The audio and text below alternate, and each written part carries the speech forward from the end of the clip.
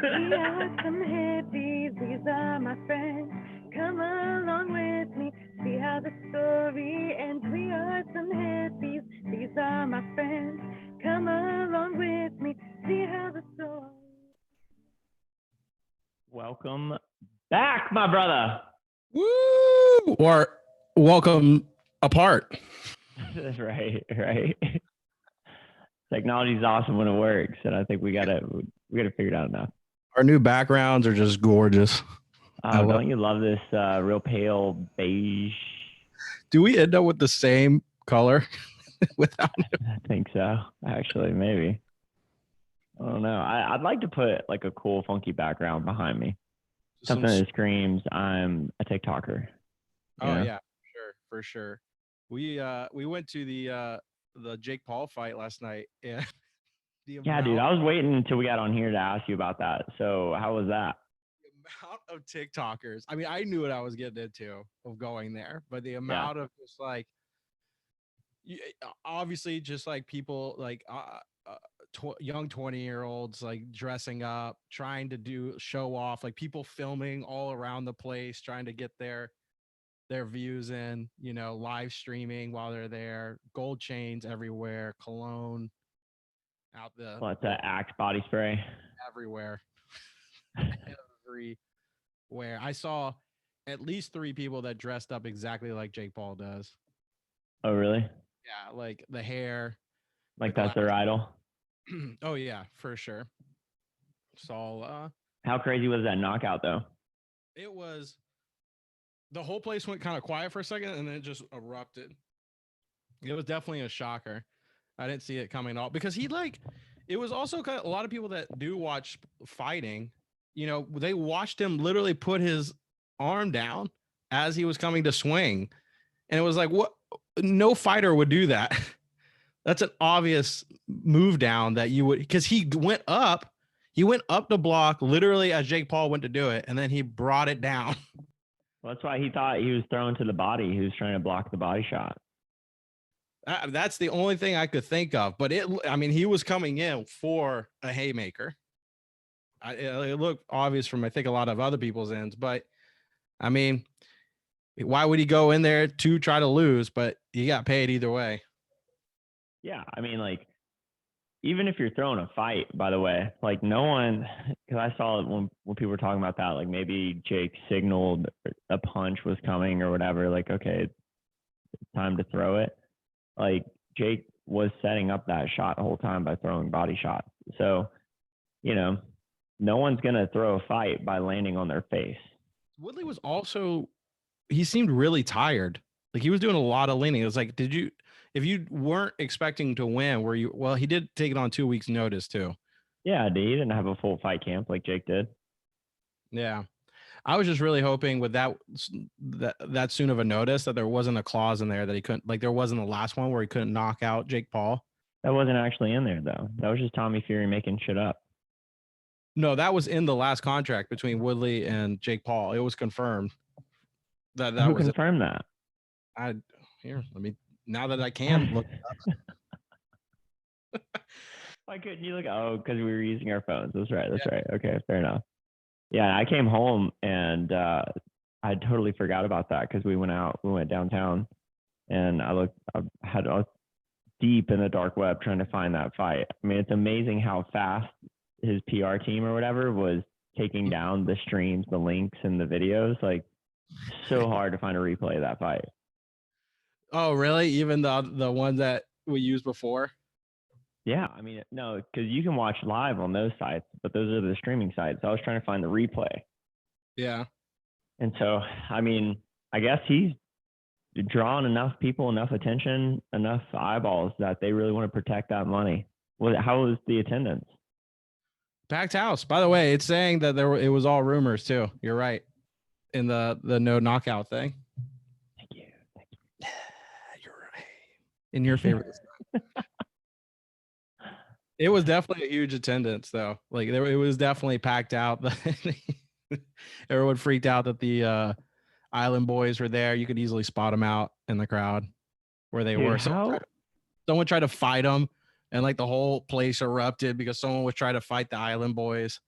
down there, and like you could watch it like all happening down below. Like people were throwing beers at them. At the Island Boys? Yeah. And their Why? security was like knocking them down. So Really? yeah, I don't know. Someone just trying to fight for clout to him. It was like a whole What? like smiling everything. Da da da da da. What was it? Nate Diaz like pretended to swing on somebody and made him spill his whole drink. I saw that. That was really funny. Man, it's just crazy how much clout that kid is getting now. Which one? Like, There's quite a few of them. Jake or Logan. Oh, I mean, yeah. in the fighting world to like fight Floyd What Mayweather. Mark said is they're making money off of people wanting to punch them in the face. Like that's how they figured out a way to make money off of wanting to get punched in the face, basically. How much did Jake make from that fight, you think? Tons more than boxers would. Because think the fight. Did you get to see the women fight before Jake Paul Woodley? Those were actually legit fighters. One of them was like a 7-time world champion. She had 41 fights. 30 of them were knockouts. God. And then the other person she fought was from Spain, also a good fighter, had 21 fights, and I think 10 of them were knockouts and 0 losses. So like both of them fought, they went the full distance, but like those were legit boxers. And I bet even though she was a 7-time world champion, she still probably made way more money last night. Even at the end, she said, if it wasn't for Jake Paul, no one would know who I am. She said that like out there. So it's just like they made more money than any fighter probably out there. I'm curious if they made more than McGregor and Mayweather, yeah. I wonder. It's hard to believe that they could. I mean, because this was also like the Tommy Fury probably would have sold more, but everyone wanted to see kind of like a run back. But I think the draw would have been more to like the Tommy Fury, Jake Paul. But even then, I don't think that's putting up close to the numbers like Mayweather. No. Well, the thing I was thinking about was like, yeah, you're not going to get all the boxing world to tune in and pay for this, but you are going to get some of the boxing world to tune in and pay for this. And you just opened up a world of TikTokers. But the problem is that those people are just going to figure out how to find a free live stream. Yeah. I mean, the thing, every professional boxer that I saw commentate on that fight was just talking about how terrible it was. That like anyone with real technique and experience would tear Jake Paul apart. And the fact that he called out Nate Diaz and Masvidal, I'm like, dude, you want nothing to do with Nate Diaz. That guy would tear you apart. There was a point where Woodley threw him to the ground. That was pretty funny. Like I didn't get to see that part. I tuned in and maybe kicked in for a second, and like Paul was like leaning on him, and he just took him by the shoulder and just shouldered him down to the ground and walked away. Did he get a point for that? No, he didn't get a point for it because it wasn't like a punch takedown. It was literally like he threw him to the ground. He kind of like wrestled him down. Yeah. Yeah, I mean, the Gore fight was one of my favorite ones. The Darian Williams and Frank Gore fight. I did see some of that though, where he like pushed him straight through the ropes. Straight into the ropes. I couldn't believe that. And then when Frank Gore forgot he was in a boxing match and took a punch straight to the side of his face. That was crazy funny. Like Frank Gore he forgets he's in a match. He starts walking forward, gets smacked in the face, and then his face was just like utter surprise. Well, like, hey, I thought this was over. No. Have you seen that knockout where Floyd Mayweather, some guy, I think, hit him a little low or did something that was like kind of illegal? So they stopped the match. Yeah. And he was like going to I don't know, say like, I'm sorry, my bad, whatever. And Floyd Mayweather just knocks him out. Yeah. And everyone was like, yo, you do got to protect yourself at all times. Like, you hear the comment, they're like, but, it's a fight. It is a fight. You got to protect yourself at all times. And you're up against Mayweather, who will take any advantage. I mean, you look at it and you're like, it's not a sportsmanship, but it's like, yeah, you still won. I mean, it's not sportsmanship. He won, but the other guy did hit him below the belt. Like that's not sportsmanship either. Yeah, true. I don't know. I'm curious to see who Jake Paul fights next. I wonder if it will be Tommy Fury because that's a logical step. That is a logical step if they because that would be a legit boxer that he goes against. He needs to fight a legit boxer at this point just to build credibility. And he is a legit boxer. You know what I'm saying? So like it would be, dude, the fact that he just knocked him out though, that was just crazy. It was to sleep night timber. But he's been talking about like he actually has been manifesting these results. And when you heard Woodley comment about like, hey, you're going to be decisive here, and he's like, you know, he's like, I'm not going to sit here and say it's going to be over in the first round. He's like, I think it'll be a war, but I will decisively and, you know, whatever. So the point I'm making is like the way they're both projecting, like Jake's like, no, I'm going to knock him out. He manifested that. And so Woodley manifested going 7 rounds and getting knocked out because he wasn't like going for the throat. You know what I mean?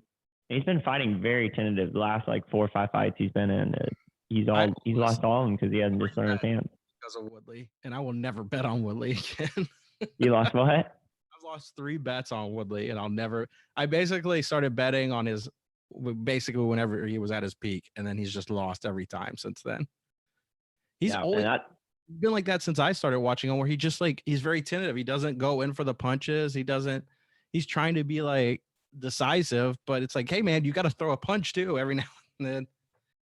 How funny. Just the amount of things we have going on in our life, and we're like, you know what? Yeah, Jake Paul. Let's talk about that. Well, I'm trying to take a break from everything else that's going on. No shit, right? So let's talk about that. Like, holy shit, you're in Austin now. How's that been going? Yeah, it's been awesome. It was super stressful the first like week or so because, you know, I'm a person that I don't typically respond well in environments like chaos going on around me. Like I like having my office organized. It doesn't have to be extremely clean, but like when you just have a house that has boxes everywhere, and then we had some shit with like, you got to get a fridge. I bought a discounted fridge and it was missing all these parts. Like, who would ever think to check for electrical cord on a fridge? You wouldn't think. Wait, the fridge came without an electrical cord? Dude, it came without so many parts, like certain door handles and inside shelves. And wouldn't you know that the freezer tray of a fridge costs $180? Should have just gone to Maytag, got one. Totally, definitely, for sure. At this point, should just bought a new one. Cheapo. But not to be topped by, oh God, this is so embarrassing. But so the first part of my dishwasher saga is not embarrassing.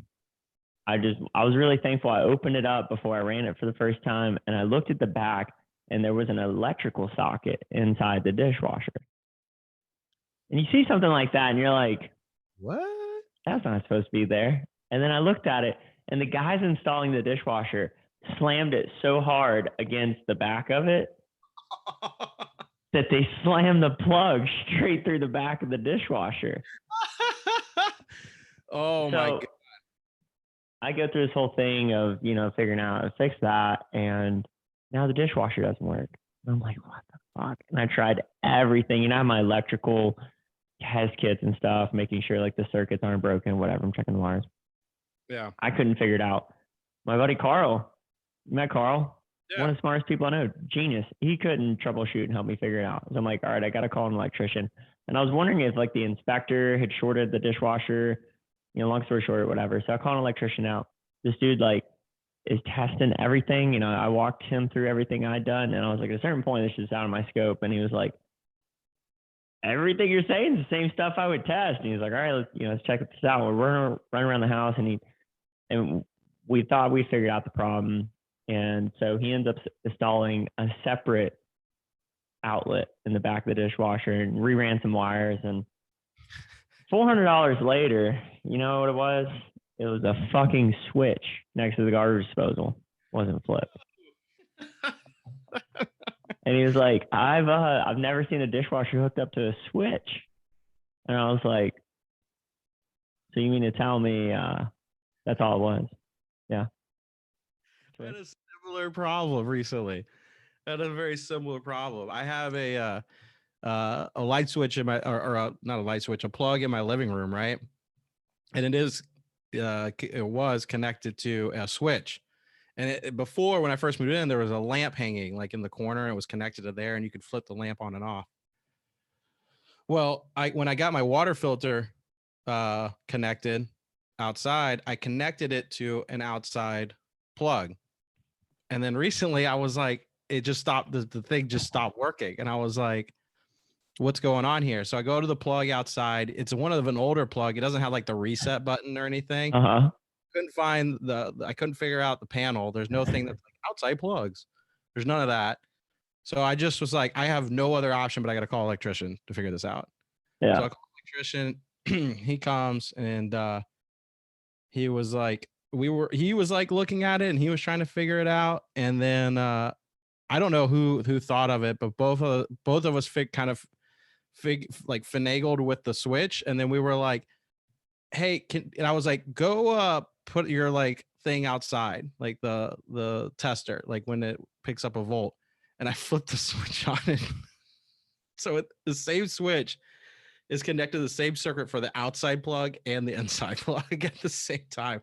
So, $200 later, after I have them rewire it, and then I just make that a fake plug switch now.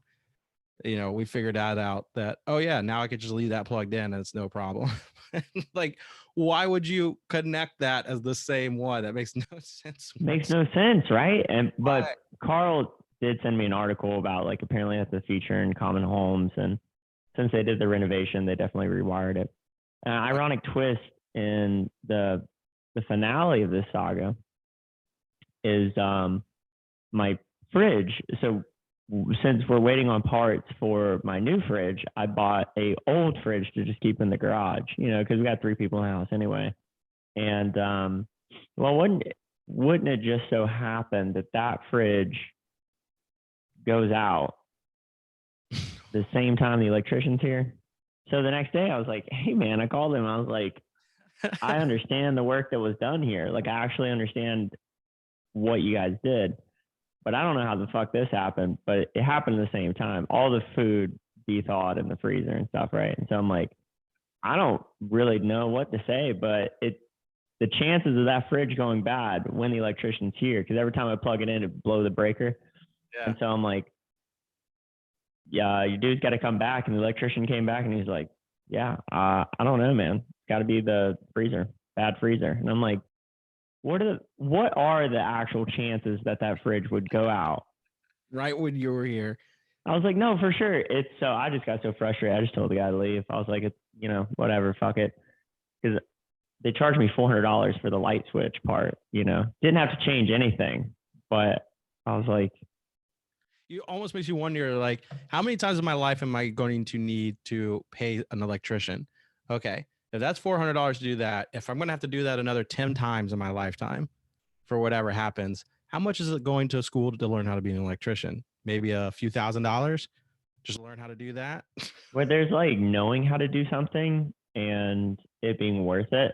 And then there's not knowing how to do something and you have to do it, right? And so it's all, for me, time trade-off. Like, for example, me, I'm trying to lay down my own tile right now. Learning that as an instance, right? I think they quoted me for 90 square foot, maybe it's a little less, but 90 square foot of laying down tile, ripping up old tile, putting down new tile. I think they quoted me $2,300. And I was like, I feel like I can do that cheaper, even though I don't know how to do it at all. I was like, you know what? Good learning opportunity. It's only a small area. Fuck, dude. I've been like the amount of like work I've put into trying to figure out things of the dishwasher thing, right? I had to learn how to undo the dishwasher. And like, I was trying to figure out, I saw 2 wires, one wire coming from behind my sink, another wire coming through my floor, and then the dishwasher wire all wrapped up together. And it was like, when they installed my dishwasher, they didn't know which one was the power cord. So they were like, fuck it. Both of them tied all together. One of them has got to be the power source. It's like, so I had to figure that out. And then like the other thing I had to figure out was my fridge, right? So my fridge. I wanted to. I moved the fridge, and I wanted to turn off the water pressure to the fridge, right? So I could just undo it and move it. Well, normally, the water pressure is underneath the sink, is where that's connected to for the most part. And so I turn off that water pressure, water's still running through the fridge. Look to the right of the knob. There's another like old knob behind the valve that turns the water on and off. Okay. So for whatever reason, whenever they installed this, they installed another valve behind the main valve. So if you turn the main valve off, it's still not going to turn off the water pressure going to the fridge. All right, no big deal. Let's turn that one. Turn it every which way, not turning water pressure off. And I was like, shoot me in the foot if there's a fucking valve underneath this house that I have to go figure out. So I go into the first time I've ever gone into the crawl space underneath my house. I was like, all right, well, crawl, for where the crawl space is at compared to where the fridge is at, literally on the complete opposite side of the house. So I'm like, all right, while I'm under here, let's keep exploring. Go all the way over there. There's no valve, but I see there's an extra, like the copper line that runs from there. It goes down to the ground, it's just laying on the ground underneath the house, and then goes back over the refrigerator. There's a whole other, it's like extra part of it. And I see like the copper wire and like falling the light down, and I see wall paint on the copper wire. So what they did was someone has run into this problem before in my house. And what they did was they shoved the copper wire, the extra part of it, up through and just moved the fridge off to the side with the line still connected. And I know that because of the wall paint, that's old wall paint that the house used to be painted, was on the copper line. So I was like, that's what I got to do. I just moved the whole thing and pushed it through. So then I could start ripping up my tile and everything, doing that, and just took an Adderall and just went to town. All my anger came out, baby. Like, stupid. Hammering it till 4 a.m. It was fantastic. I was wondering, man, that was so funny when you texted me that. And I told Abby, I was like, it is so good. We moved just in time. She was like, why? She was like, you would have been there doing it. And I was like, I know I would have been there doing it. That's not even a question. Of course I would have been there doing it. Like, who would I have called for this instance? And I was like, who would I know of that I was like, I have this amount of time to get this done. I was like, oh, the guy that moved to Austin. That's right. Great. Fantastic. And then at the same time, you're like, yeah, I'm just DJing. The first time. It's like, that's great, buddy.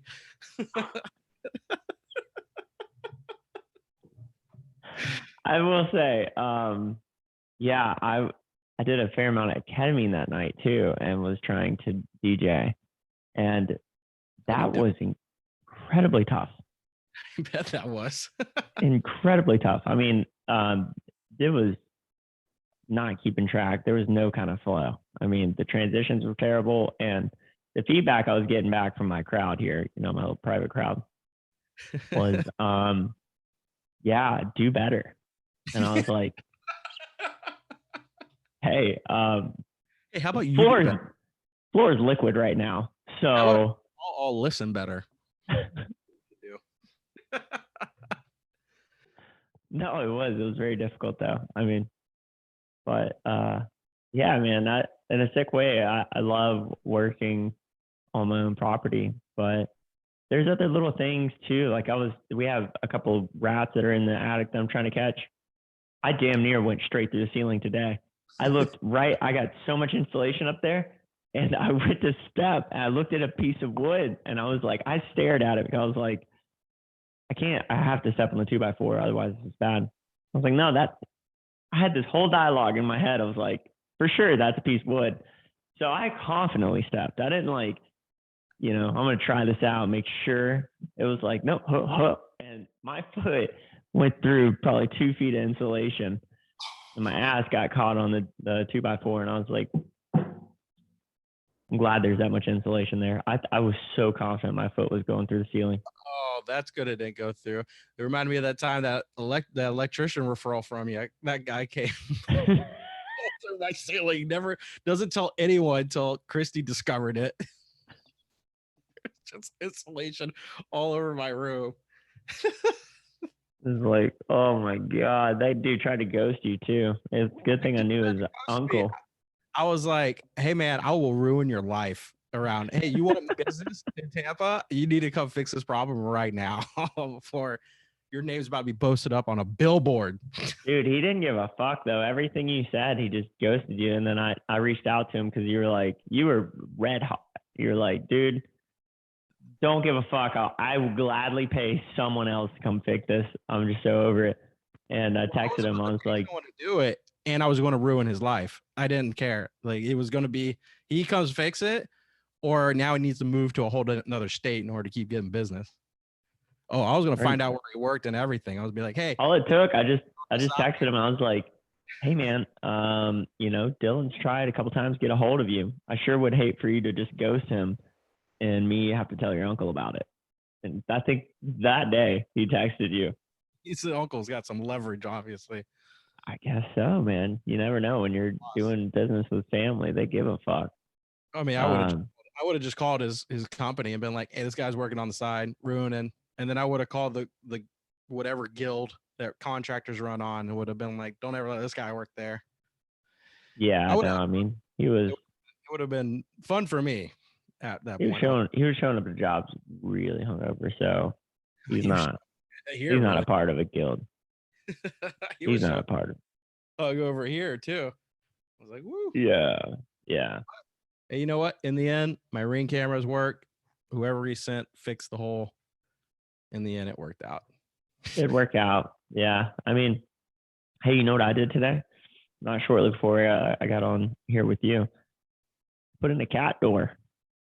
Ooh. Always want to put just to the laundry though. Just to the laundry. When we get a dog, I don't know if I'm going to put a dog door in the house, like have to cut it into the house, or I would have to get another door that I can install a dog door into.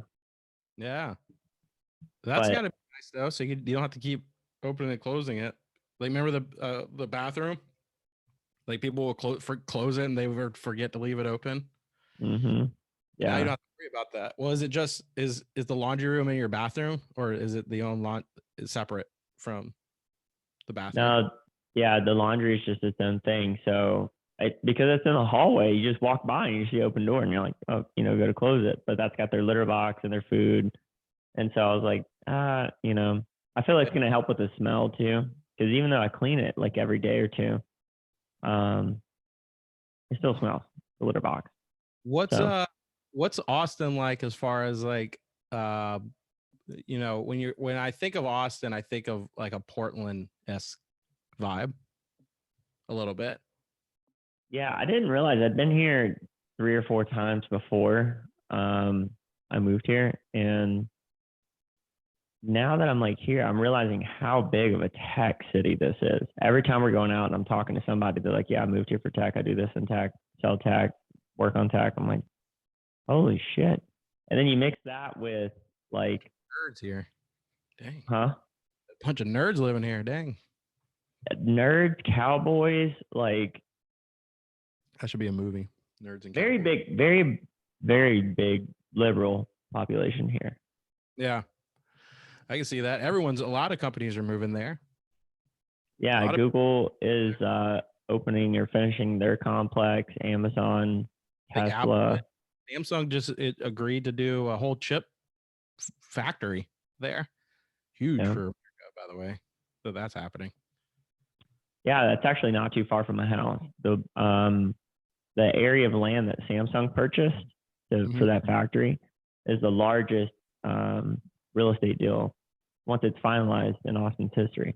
So they're buying so much land around here. I live about 15, 18 minutes from downtown, and the getting around everywhere is surprisingly awesome. Even though you hear about how many people live here, they do fuck you with the tolls. I mean, politely up front, give me my money every time you drive a car, anywhere, any road, multiple times a day. So that's fucking annoying. Want to leave that driveway, buddy? Quarter. I mean, they're like, no. Like, you can take this detour. It's 18 minutes longer or 10 minutes longer. The worst ones are like 6 minutes longer. And you're like, am I in that big of a hurry? 4 minutes, 3 minutes. You're like, nah, for sure. Whatever, doesn't make it. They're making that. I don't know if you ever saw it when before you left over on the Howard Franklin. They're making a whole new bridge on the Howard Franklin right now. So you know how the Howard Franklin, there's the north and south, right? going Yeah. from going from Tampa to St. Pete. They're making a whole nother bridge, and they're going to turn one of the current north and south ones into an express lane, and it'll revert either going one way or another depending on whatever the traffic is needed that day. They're going to create a south, and then the other one is going to go north. I think the new one is going to go north, and then they're also going to leave room for a light rail to go between, and there's going to be a walkway and a bike lane going down it. Yeah. So it's going to be one of those Miami type tolls, kind of like the Selman Expressway. Changes. Where it changes one way or the other, but this one, unlike the Selman where it just stays as a flat fee, this is going to be like a Miami style where they're going to be like, oh, it's 5 o'clock traffic. It's $20 to go down this. Yeah. Comparative, like, oh, it's only $4. So they're going to make their money. Oh, they always do. And what I love is once the project's paid off, they don't have to levy the fee. So they can just make a profit after that point. And that's super cool. The money goes to the children and we put it towards the public schools after it goes in our pockets. That's right. That's right. Give me your money. Give me. It goes to the children. Only 0.5% goes to the children. Yeah, but I'm enjoying it here, man. I mean, the nightlife is really cool. We've gone out a couple nights, and there's so many places to try here. Sick. Does it feel different not living near water? No. Like here, no, you don't like. There's no, just like the ocean air is a little different. Nothing like that. The air is totally different here, for sure. Okay. Oh yeah. And like, so the other night it was 39 degrees and I was at a friend's house and we just had like one of those, I don't know what you'd call it. Like she has an outside couch around and it's got a little fireplace in the middle with some glass rocks or whatever. And between that and just a hoodie, we had a little blanket, but it was 39 degrees and you're like, it wasn't that cold. 39 degrees in Florida is like, fuck you cold. It's so cold. It's like, fuck, this sucks ass cold. Yeah. And it's all that humidity, it's so cutting. In Austin, the air's so dry that like, no, it's just great. So I've been enduring the cold weather here a lot better than I thought I would. That's nice. That's crazy when it gets cold here because I've been to Denver when it's, I don't know, 45, 50. It's cold. Yeah. But this here feels like when it gets 39 to here, it feels like it's -6 in Denver type of weather. And you're like, exactly. Why is it not snowing? Why is it not snowing right now? That's the tough part. And I mean, I was wondering if I should get a generator because of, that freeze they had here last year. I mean, that was record, unprecedented, whatever, but global warming. So yeah, you can get a 50 new one. It's got the generator built into it. I saw that. How much where you are? Like, do you have a bunch of trucks where you're at? Yeah. So because I was looking at that Colorado with I think the model is ZR2. So it's got the off-road package, whatever, but it's like a mid-sized truck. And the whole reason I really loved that truck was in Tampa and parking. But out here, you just got room for shit. Wide open, baby. And I'm like, they put curbs in the middle of the road just so people can hit something. Like, all right, we'll put it. The curbs are the speed bumps. Oh, Dylan, I didn't tell you, man. The drive here. Holy fuck. Yeah. We threw your shit in that truck and get the fuck out. How was that drive? Dude. So we tore Michael's car up, putting the cat carrier with him. And the first little bit of the ride, both the cats are, I think Michael said for half an hour, Jelly Bean was just different types of meows. Meow. Like, just angry, pissed, betrayed. And we stopped at a pet store, got a different carrier and put them in they actually rode with him for a couple hours. But 20 hours, man. That was. Ooh. You know what? I am pleasantly surprised though. 20 hours with that big truck. Y'all just went straight through. There was no stopping. Yeah, Wow. no, I mean, Y'all it switched was. drivers at all, or you did it? I just did the whole thing. And Good for you. so my favorite part was the truck had built-in safety features. So if you got too close to someone in front of you or too close to the lane on the side, it would beep.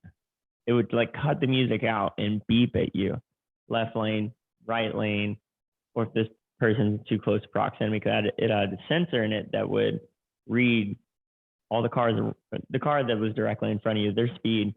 And so if you had cruise control on, the motherfucker wouldn't go faster than 70. So if you had cruise control on and someone in front of you was doing 68, it would slow you down to 62. And after a couple hours in, you're like driving this fucking school bus and you're like not noticing because this is painfully slow regardless. So you're just zoning out. And so once I realized that, for about 14 hours, I just kept my foot on the gas pedal and I was like, I'm just going to make sure I can get I was putting that bitch in neutral going downhill trying to get it to go faster than 70 miles an hour. I mean, I couldn't milk over the speed limit if I fucking tried. So She's like, you want a monster? You just slowly turn your head like, what? Dude, passing people was grueling. And I was passing people. Like, that's the thing. You're on the interstate and I'm literally passing them 1 mile an hour at a time. People behind me would get so pissed, but if I was behind a semi truck or anybody, I couldn't get too close to them without beeping. So I would give it a couple minutes and ride it out. Yeah. But there was a couple times on the last 3.5 hour stretch, I think going through Houston, they have one bridge just like 8 miles long. That's like under construction. So it's that whole, there's no lane. You're concrete, and a dotted line in the middle. Yeah. There's like no room for air kind of thing. And it's going like this all the way through it. Like Evan's dad said he won't even drive on the bridge. He's like, no, just oh, I'm good. Takes the other like 18, 20 minutes around it. He's like, no. And I totally get it. When I was driving, because at this point I've been driving for 17 hours and it was like 3 a.m. I was like, personally, I don't give a fuck. No one's around. So I just straddled the line the whole way in. I was like, I don't give a fuck if someone's going to try and pass me or not. There was so many bumps in the road. Oh, that was just a terrible road. If we would have been doing that at 3 a.m. and there was traffic, woo, I'm pretty confident I would have put that thing in the sidewall. Because those tires grip. If you hit a pothole or any kind of anything, it catches the sidewall of that big fat tire and like kicks you. Oh, terrifying. When I dropped it off, I was like, I can't believe you guys rent this thing to regular people. And the guy's like, oh yeah, dude, you should see it. Sometimes we see people pull out. We're like, good luck. That's why when I was driving that RV with Michael, he was just like, what are you doing right now? And I'm like, gunning it, baby. That's all you can do. So you think I know what I'm doing? No. You just gun it and turn it. And hopefully you don't hit nothing. Just raise hail, praise Dale, son. We bought the insurance. So they offered me insurance too. It was like an extra $330. And I was like, no, I'm good. And then the next day I asked Abby, I was like, you think I should have got insurance? She's like, definitely. I was like, $300? Like, definitely. So I called him and like, no, you got to bring it back. And I was like, oh, I'm not doing that. We called her insurance because I'm on her insurance now since I sold my car. And they were like, no, yeah, we actually cover it. And so I was like, fucking sweet. Yeah, I learned that with my insurance. It's covered. So I never buy the insurance when I do a rental car. Now, I don't know if it was covered when I bought that RV, but it is for No, we paid for the insurance package through them too, though. We did do that because we were like, we don't know where this weekend is going. For sure. You're like, should I get it? And I was like, it doesn't matter how much it is. Yes, absolutely. Throw it on there. I had a buddy that pulled the RV into a rental RV and pulled it into a hotel where you like drop off your bags and just peeled the fucking air conditioning off the top.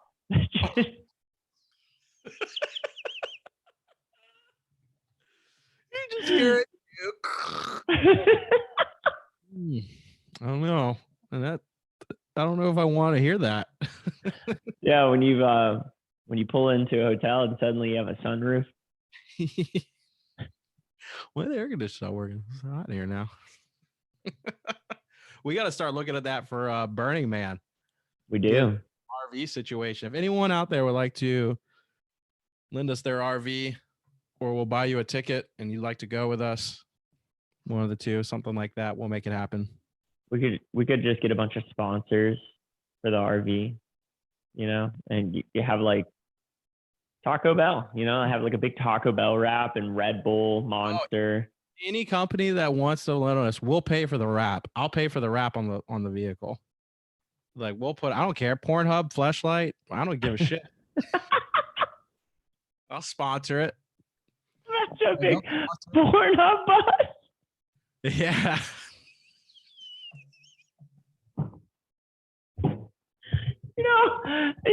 We did the 1-800-RENT-ME was the fucking mayor of whatever the fuck out ours.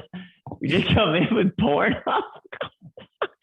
Yeah, but the 1-800 had like mountain peaks and goats and rams. Like, what are you gonna put on there for Pornhub? Who knows what you could put? You can put a plethora. There's a lot of categories there you can really dive. Oh my god, just that screen alone, categories, right? Just wrap the bus in the categories. Just a little blob that says "Don't click that." I learned of a term the other night at one of the parties that I went to. Gigantus is a category on Pornhub. Do you know what that category is?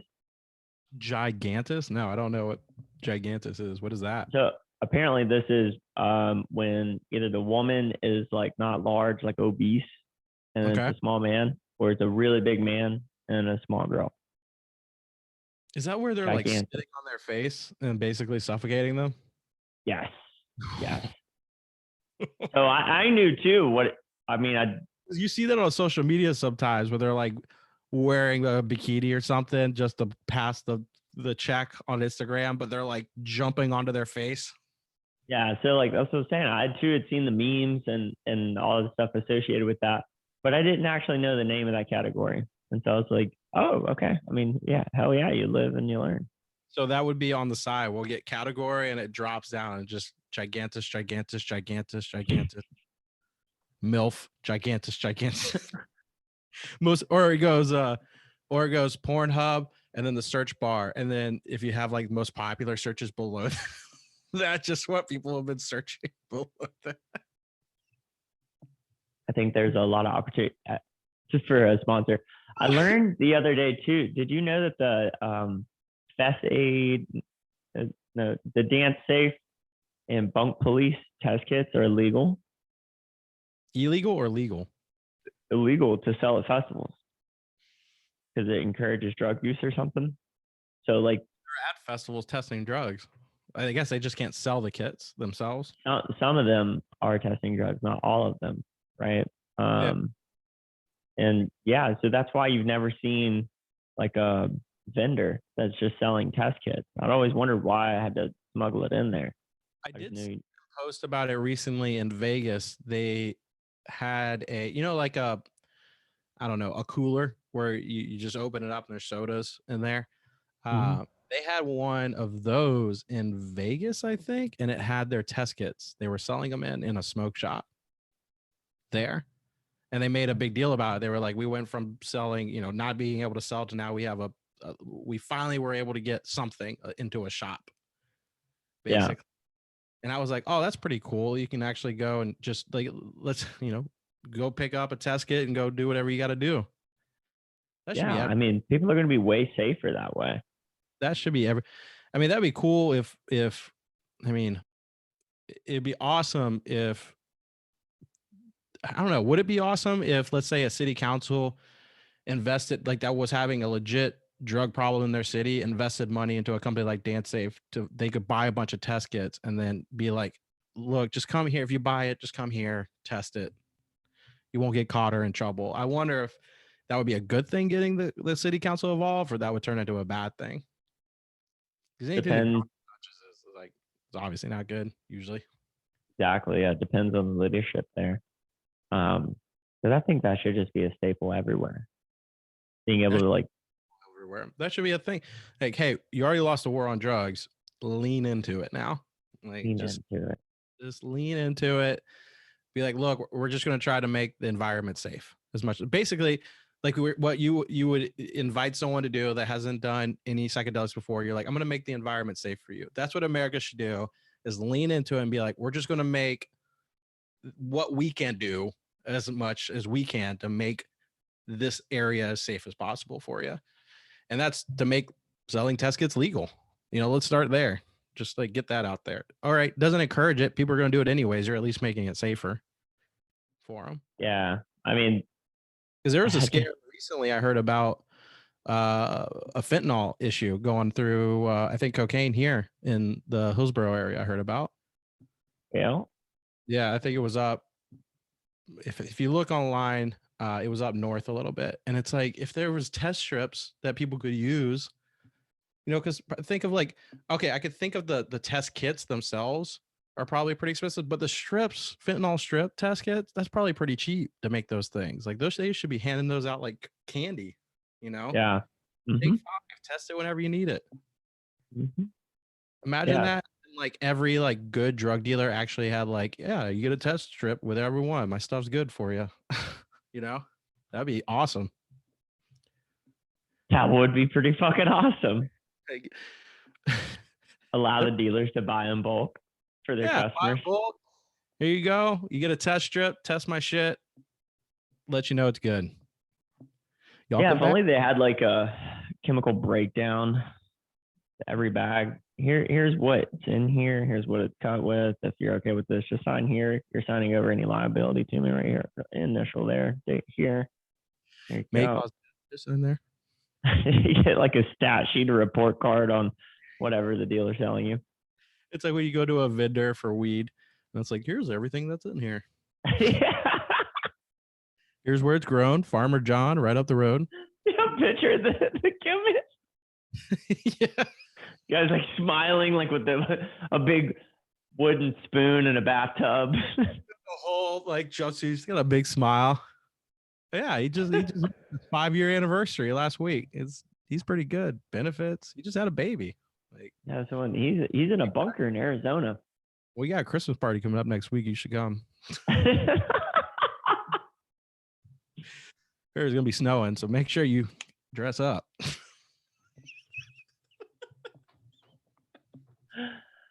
Dude, going out, man. We had a little Christmas theme when we went out. I looked out that Abby had a spare alpaca Christmas sweater that I could wear. I've never invested in an ugly sweater. I have. It's worth it. Now you got it. Now you got one, Right? I mean, it's just, I've never done it. And I have so many compliments on that sweater. I got to wear that sweater more often. I've tried to get better at the costume buying. So when it's Thanksgiving is when I'm buying my St. Patrick's Day outfit. When it's St. Patrick's Day is when I'm buying my Halloween outfit, because then it's cheaper and the outfit area. Because then what happens is all the stuff that usually comes out new that no one's ever seen, that's when they're selling it and they're not gone yet for the next holiday fest. So by the time you get around the holiday fest is usually when your standard stuff is only available still. So that's what I've been trying to get good at, is buying those. Like the Tipsy Elves is a pretty popular costume one. And if you stay ahead of that, they usually have some pretty good costumes. Yeah, I'll just stick with my after Valentine's Day strategy with candy. Went to Halloween as a kangaroo. That was fun. What you have in your pouch? A little Joey. It was a little stuffed Joey. I was like, don't forget to pet my Joey, folks. Imagine if it was like a miniature version of Joe. A little stuffed version. Oh, Joey. A belt around him.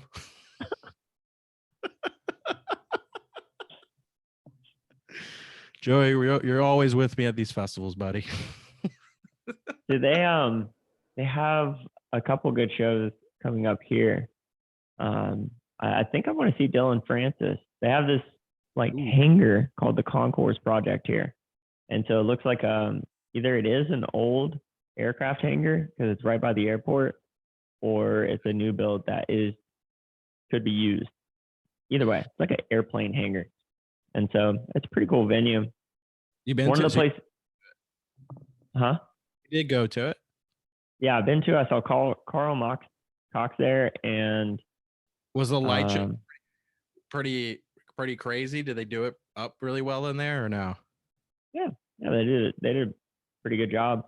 The only warehouse one I'm like truly aware of that I went to is when Eric Priz was in New York, and they had a huge warehouse in the Bronx, and the light show went all the way down, and they turned the whole thing into like synchronized light. I don't know. It was insane the way they did it. Now that I listen to that guy a lot more, I wish I could have gone to that show, dude. That light show was killer. Christ, dude. That was one of the most insane things I've ever seen in my entire life. And just like trying to stay ahead of the curve on like what you can push in light show world, like being able to do the whole 360.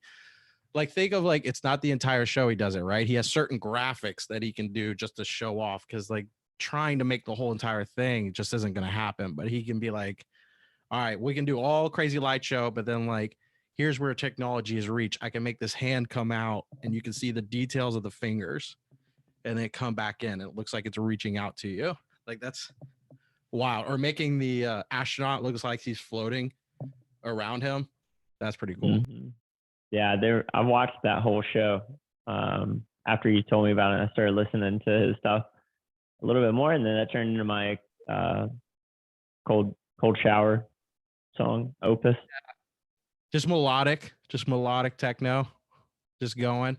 But yeah, I saw that, and I saw his Alter one after Ultra a couple years ago, Ceres D, and it was again in a smaller warehouse, but it was pitch black in there, and like most of the time he just had green lasers shooting out across. That was like most of the show the whole time. Just like that's how he lit up everybody, was just scanning the whole crowd with green lasers the whole time. I was like, whenever I get the chance, I will always see this guy. Dude, one of the two. Big fan. But it was so funny because the green light, because everyone was still fucked up from Ultra, right? And this was the after party that was going till 6 a.m. the next morning of him just playing. And so whenever that green light came around, if someone turned around, it was just like bugged. Like, the green light is a heaven and a curse. That thing coming around. You're like, if that's what that person looks like, I can't imagine what they're seeing when they look at me. They probably think of the same thing. Like, look at this motherfucker. I got to get the I got to get the lasers set up in this house. I haven't really figured out where I want to get it installed, but it's cool. I have my whole own area to set all my DJ shit now. So it's like we have a dining area. It's like a living room, and then a dining room, and then a living room. And so it's pretty cool, man. I don't have to just like have to move my TV when I want to set up and DJ. Yeah. It just makes you want to do it. You know? Yeah. I got to figure out something to get this when we record set up, because this is my work desk that I turn so I could have my nano leaf panels create the light. I figured I don't have a light. This will be good. But I had to throw all my computer monitors on the ground, turn this around and make this work. And I'm like, all right, someone's going to have to. Did you throw them? I threw one on my bed, and then the other one I just shoved in there's like all my dirty clothes, and I just pushed it into the hamper. It'll fall in there. We'll be fine. What people don't see. Move. Yeah, so now this is all clean, and I'm going to have to put it back up for tomorrow morning. That'll be great. That's fine. We'll get a better way of doing this. But the rest of my house is screwed right now I've got, my dishwasher and my stove in my living room. My fridge is in my little nook area. The old tile is in the trash can, and I got new tile laying in there. So I got to go through, and it's going to be fun. It's going to be a whole nother night of Adderall tonight. Joey's gone till Tuesday, and hopefully new tiles in by then. You're knocking out the whole job in a couple days, huh? Trying to, because I thought, while it was either, hey man, you just got to live like this for a few days, or I'll try to get it done while you're gone. And figured out he went to Cancun for a wedding, and I was like, perfect. He's gone. Perfect time to do this while he's gone. How much is materials going to cost you? So I had to buy some new tools anyways, like to put cement board down. I had to buy an impact drill. I had to buy a oscillating tool. So there was a cool kit at Home Depot for $300. I could get 2 chargers, a charger, 2 batteries, and like 4 power tools that included an oscillating tool and a power drill and the bag for like $300. And I was like, that's a pretty good deal. I'll just buy that. It has what I need plus some. Right. So with tile, with cement board, I think it's come out to probably with the tools, it's come out to like $1,000, I think total. And it was going to be 2,300. So if I already had the tools, I would say it probably would have come out to 600. Yeah, but now you get to keep the tools. Now I have the tools. I'm learning how to do the laying of the tile, right? I'm picking up that skill. I'm learning how to do it, which going through and learning how to do that, that's all I keep thinking is like, okay, when I go and work on other homes, like I'll know how to do this now, right? I've even or at least you know the value of what to do and what not to do. I've found out some of those lessons too. Correct. Yeah. And as I'm picking this up too, like I'm even finding myself, like I even learned techniques of ripping up the tile, right? Like, okay, at first I'm starting slow and then all of a sudden I'm picking up and moving. Okay, I know how to do this way quicker now. Right. And it's just like little things I'm picking up, like, okay, the value of what I'm learning of how to do this will make off in the end. And literally it just comes down to time. Like that's really what that I'm thinking about. Like, okay, I would have paid another $1,500 just for their time to have been able to get everything basically. So I'm like, all right, I'm learning. I'm seeing I call my dad, getting his help because he's the contractor. He's like, oh yeah, you'll learn why they're charging so much. You'll figure it out, like the time and after that goes and see how, because I call while I'm at Home Depot trying to find things. He's like, see how long you spend at Home Depot right now? Yeah, that's somebody's time you're paying. You'll get all that shit. Yeah. I was like, it makes sense. This makes sense. Picking it up, but it'll be good. But there's other cases where like that fence that I had installed at my house, I looked at the material cost breakdown and it was like an extra $1,500 in like labor. And, if I had the tools, which I didn't, whatever.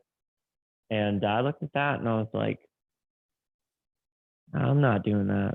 And I hired the guys, and these guys that did know what the fuck they were doing worked hard, worked their ass off. And it took them 2 full days to install that fence because there was like some particular parts. And I was like, thank God. And I had my shed getting delivered at the same time. So these guys are putting up the fence and that massive shed gets wedged in between them and the house. That was intense. That was crazy. Yeah, I look at it too, because the same guy that I got to quote my tile, he's gonna remodel my bathroom. And so I look at the quote from that and I'm gonna get some plumbing stuff from the cast iron, have that replaced.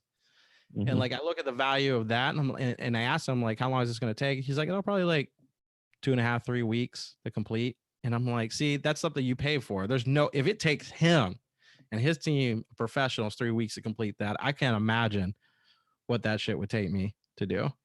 My neighbor did his whole bathroom by himself, and it took him a solid 1.5, 2 months to get that done while he's working and doing other things. He does sales too. So it took him a while in between his work. Yeah.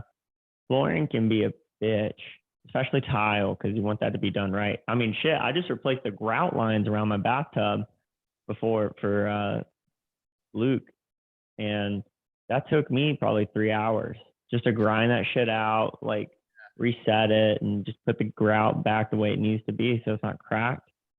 3 hours. Yeah. Maybe longer. You're just like, ugh, because you got to sit there and cut it out, vacuum and all that. It's just pain in the ass. Or the silicone around the windows. You've replaced it. Have you done your windows? Yeah, but you did it probably more the right way. I peeled some of it off, but if it wasn't fully like degrading, I just put silicone over it and just kept it going, Just like if it wasn't fully, now some of the parts it was like old degrading, like rip that shit off, just put new stuff down. A lot of it I could do that, but there were some areas where the steel was still pretty decent, and I just Did you wanted end to. up replacing your windows altogether? No, I didn't do that. That was too expensive. I was like the value of having to do that, but because I was the original idea of replacing the windows was because the heat or whatever, like something was the air conditioner would be blowing cold air, but the house would still be heating up during the summer. I'm like, what is happening right now? I'm like, there's no way these windows are that bad. And so I did what you did, where you called the energy company and they'll come and do an evaluation. Yeah. I was like, maybe if I replace the installation up there. So I called Duke. They're like, oh yeah, we'll send someone out. We'll go do a check on your house. They came. Installation, they said, was great. No need to replace that. But they said you're really the only things to check here are going to be your windows, unfortunately. But you might want to have someone come and do a pressure check on your on your air condition unit and make sure there's no like gaps or holes in the I don't know what the ducts. Thank you. Yeah. In the ducts. And so I scheduled that. I had him come out and then he was like, oh yeah, there's some spots here. He even like where you put the air filter, he could stick his hand, like where the air gets stuck into it filter. He was like, I could put where the duct connected to where the filter goes. He's like, I could put my hand in and I can feel the heat from the attic. And so this duct is just pulling hot air right into your system. And then another spot.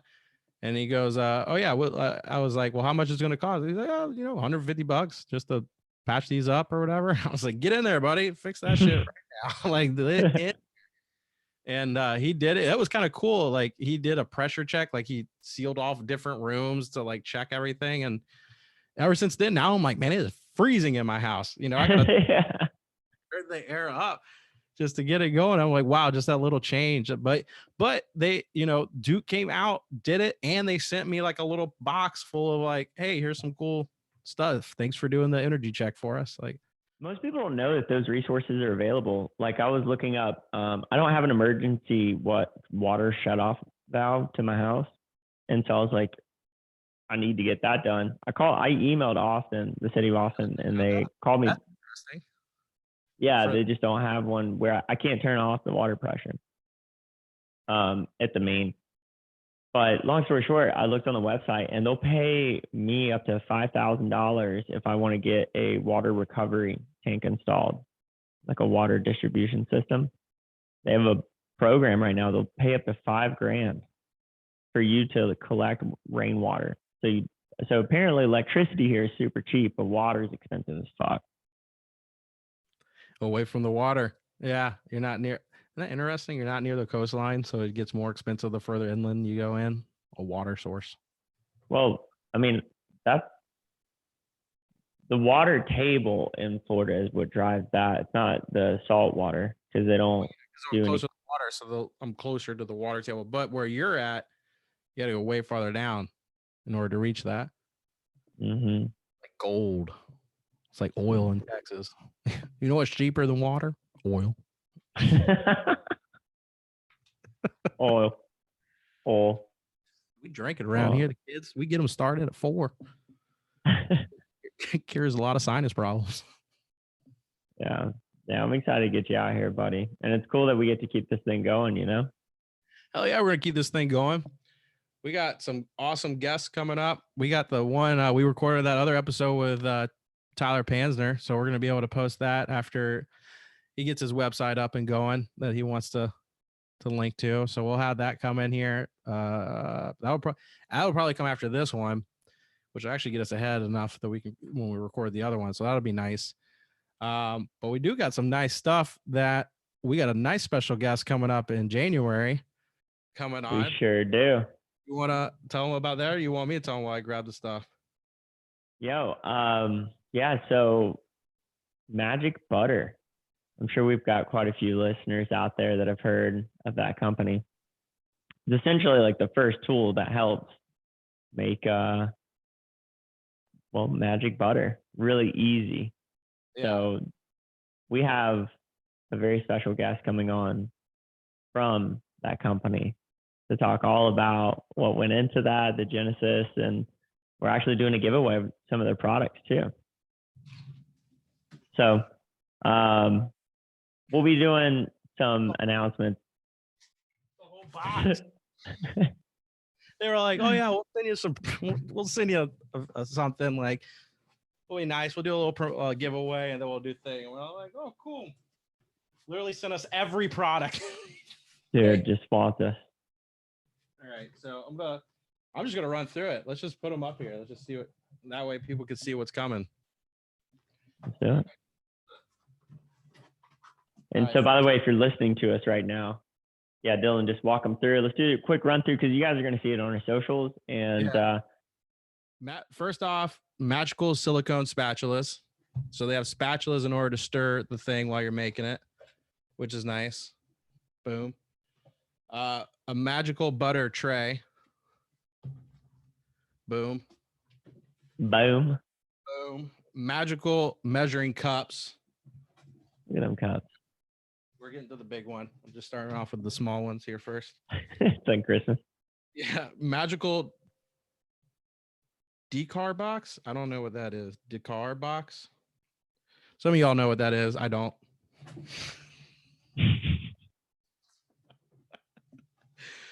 Magical coconut oil. I'm sure you need. God almighty, son. Look at this package right here. I'm sure you need that for something. Magical sunflower lecithin powder. Big word. Magical gummy kit. A magical gummy kit so you can make. How many items are we up to right now? Is that 9 items so far? Your magic gummies. And the Big Bertha. Last but not least. The actual magic butter machine is going to be given away. Can we hit that applause button? Are we going to hit that anywhere? Did you not hear it? No, I didn't, but hopefully they heard it on their end. Look at all this cool stuff we're going to be giving away. And what you got to do, we'll be promoting it on our social medias. You're going to need to tag Magical. You need to follow Magical Butter for one. You need to tag 2 or 3 friends and comment what type of stuff you're going to make with all this. I know what you're going to make, but you need to say what you're going to make. Tell us. Whisper sweet nothing. Whisper sweet. Yeah, dude, I'm fired up for that episode and, carrying in some Christmas spirit. We won't say his name yet, but it's going to be one of the head guys coming on from the company. So we're stoked about it. Well, he's going to be coming on in early January. So that'll be our opening podcast recording for the new year. We'll have one more recording to end the year out. Then we're going to have another one to open up the year with that big of a guest. So he already called himself the Wook of Wall Street. So I'm excited. If you're excited for that mess, let us know. As always. And then we're going to be doing another giveaway when he comes back on too. But we're going to announce the winner of this when he comes on. And then he's going to have another giveaway for us too when he comes on. But we're going to have plenty of time for all of you to like, share it. We'll leave the instructions on the socials as we start posting this. I've already had like 2 people reach out to me and be like, what do we have to do? What do I have to do to make that happen? I'm excited to bring that person on. It's going to be fantastic. Friend of from our fellows from home base. That's how we got that introduction. Cool people know cool people. That's something I've learned about in this life. Aaron and Brian, yeah. Cool people do know cool people.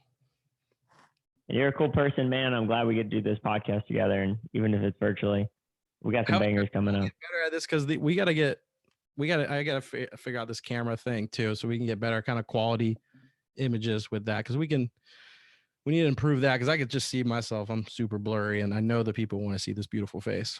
So I gotta sound great. Great. And a lava lamp that works. See that? You see what that looks like, Colton, when that works? All right, cool. Yeah. All right, guys. Well, hey, we love you. Stay with us, and we'll see you next time. See you, folks. Bye.